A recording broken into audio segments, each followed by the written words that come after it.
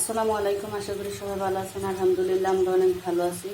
তো আমি আজকে রান্না করবো শিং মাছ দিয়ে আলু বেগুন দিয়ে। তো আলু বেগুনগুলো ভেজে নিয়েছি, শিং মাছও ভেজে নিয়েছি। এখানে দিয়ে দিয়েছিলাম পেঁয়াজ, আদা রসুন বাটা, আর একটু ঝোল দিয়ে দিয়েছি। এখন দিয়ে দিব মরিচের গুঁড়া। যেহেতু সব কিছুতে লবণ দেওয়া আছে, এখানে হালকা একটু লবণ দেবো। দিয়ে দিলাম জিরা ধনিয়ার গুঁড়া, দিয়ে দিলাম হলুদের গুঁড়ো। এখন আমার মশলাগুলো কষানো হয়ে গেছে।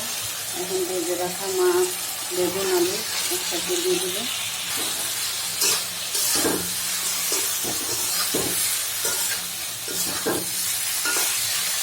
যেহেতু সব সেদ্ধ করা, পরিমাণ মতো একটু ঝোল দিয়ে দেবো।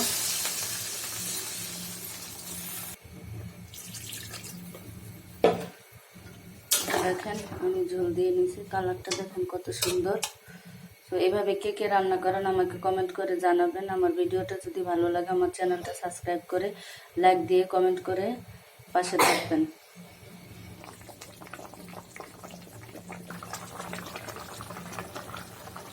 ওই কড়াই থেকে এটাতে ঢেলে নিয়েছি, কারণ ওটা অনেক বড় আর আমার তরকারিটা হচ্ছে অল্প, তাই এটাতে ঢেলে নিয়েছি। আর একটু হবে, দেখেন হয়ে গেছে, ঝোলটা একটু টানবে।